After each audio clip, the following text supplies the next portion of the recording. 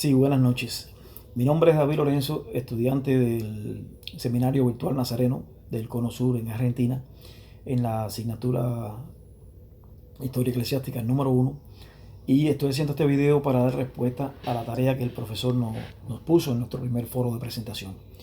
La tarea se basa en escoger un pasaje del libro de los Hechos y tratar de encontrar 3 principios que caracterizaban a la iglesia de aquellos tiempos y cómo de alguna forma nosotros podemos implementarlo o tratar de realcanzarlo nuevamente en la iglesia de nuestros tiempos. Para eso yo escogí el pasaje del capítulo número 2 del libro de los Hechos, el discurso de Pedro allí después de aquel majestuoso Pentecostés. Y hay 3 principios de la iglesia de aquellos tiempos que caracterizaban a aquella iglesia, que son los que yo escogí y trato de reflejar aquí en mi tarea. El primero de ellos es el evangelismo, el segundo es el poder de la iglesia y el tercero la unidad.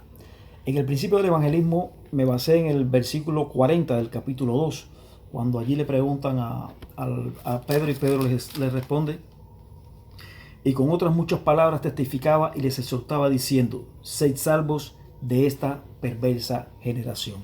O sea, allí el apóstol Pedro estaba haciendo un llamado a la evangelización, porque realmente él estaba llamando a aquella generación perversa. ¿Por qué perversa generación? Realmente todos sabemos que aquella fue la generación que no quiso escuchar a Jesús. Aquella fue la generación que crucificó al Maestro. Y aquella generación tenía predestinada condenación. Pero en medio de la condenación, en medio de las cosas que pasaron con aquella generación, el apóstol Pedro los estaba llamando a ser salvos, a alcanzar salvación y vida eterna. Y trato de hacer un paralelismo entre aquella generación y la generación de estos días, de estos tiempos. En estos tiempos sabemos que esta generación, mucha gente en esta generación están rechazando a Jesús también. Muchas personas en esta generación están dejando de alcanzar la vida eterna por negar o por negarse a servir a Jesús nuestro Salvador. Y lo quiero puntualizar con respecto en este punto a qué hacían los discípulos de aquellos tiempos y qué estamos haciendo nosotros en estos tiempos. ¿Qué hicieron los discípulos para evangelizar en aquellos tiempos, para cumplir esas palabras de Pedro, tratar de alcanzar la salvación en medio de toda aquella generación? ¿Y qué está haciendo la iglesia de estos tiempos? ¿Qué estamos haciendo los pastores, los cristianos de estos tiempos? Y creo que es algo, ese tipo de evangelización que hicieron aquellos discípulos, es algo que nosotros en estos tiempos debemos alcanzar. No vemos, o al menos hay muchas iglesias hoy en día que no están saliendo a las calles a buscar a las personas, y son generaciones distintas, pero como mismo había condenación en aquellos tiempos para aquella generación, sabemos que en estos tiempos, por el tiempo que queda para la venida de nuestro Señor, por el tiempo que va quedando a la humanidad, sabemos que el tiempo se nos está cortando y sabemos que hay muchas iglesias que no están saliendo a la calle a buscar a esas personas que están en las calles. Quizás a veces nos auxiliamos de algunas cosas, nos auxiliamos quizás de las redes sociales, nos auxiliamos de una serie de elementos para tratar de alcanzar a esas personas, para ver cómo llegamos a esas personas. Pero el verdadero evangelismo, ese del tú a tú, ese de que voy a la calle a buscar a las personas, esa iglesia que está en la calle, es lo que pienso y entiendo, y es mi modesta opinión, que está adoleciendo la iglesia de estos tiempos. No estamos saliendo a la calle a buscar a las personas. No digo que la iglesia no lo está haciendo, hay muchas iglesias que lo hacen, pero no en la medida en que lo hacían los discípulos de aquellos tiempos y como lo hacía la iglesia de aquellos tiempos. En el versículo 43 dice: y sobrevino temor a toda persona, y muchas maravillas y señales eran hechas por los apóstoles.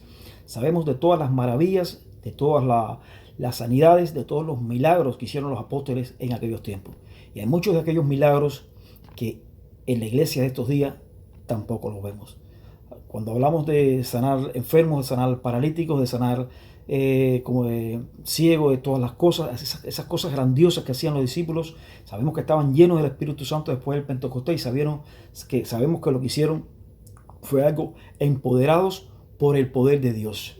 Y hoy en la iglesia esas cosas suceden, pero el nivel, la magnitud de milagros que pasaban en aquellos tiempos, la magnitud de poder que tenía la iglesia de aquellos tiempos, por momentos vemos que la iglesia de estos tiempos como que les va faltando, como que tiene que llenarse mucho más del poder de Dios, como que la iglesia de estos tiempos tiene que empoderarse mucho más para volver a ver esos milagros que pasaron en aquellos tiempos. Estamos hablando de la misma iglesia, estamos hablando del mismo Dios, estamos hablando del mismo Espíritu Santo.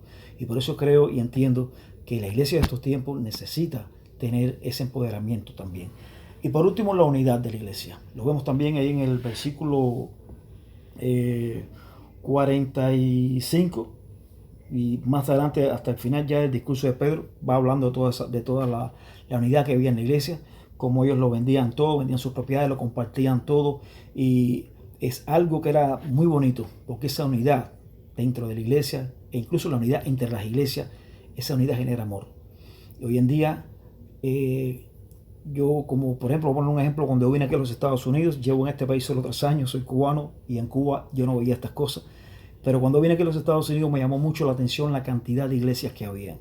Era algo que me maravillaba. Tú caminabas por una esquina, veías una iglesia, ves una iglesia en la otra esquina y decías, wow, qué grande es esto es magnífico, y lo vi como algo que muy fundamental para el desarrollo del Evangelio. Pero en la medida en que he estado en este país, me he dado cuenta que, y es mi opinión personal, esa proliferación de iglesias, creo que lejos de hacerle bien al Evangelio, ha creado falta de unidad dentro de la misma iglesia cristiana. ¿Por qué? Porque hay muchas iglesias predicando muchas cosas. Hay muchas iglesias adoctrinadas, hay muchas iglesias que se han apartado de lo que es el gran mandamiento. Hay iglesias que van camino a Nínive, como iba Jonás, y hay otras iglesias que van camino a Tarsis, alejándose de la presencia de Dios. Y creo que esa unidad que existía antes entre los mismos cristianos, creo que esa unidad que eran solo la iglesia de Jesucristo, hoy hay iglesias con no sé cuántos nombres, ha debilitado la iglesia cristiana. Creo que es algo que se puede rescatar, ganar en unidad, porque no es menos cierto que la unidad dentro de una iglesia genera amor. Cuando hay una iglesia que está unida, independientemente de la denominación que sea, ese amor genera poder dentro de la iglesia, y ese poder genera un crecimiento dentro de la iglesia. La iglesia que no esté unida está falta de amor. Si está falta de amor, no puedes tener poder de Dios. Y si no tienes poder de Dios, entonces no tienes crecimiento tampoco. Bien, esta es mi respuesta. Dios los bendiga a todos, profesor, alumnos, y buenas noches.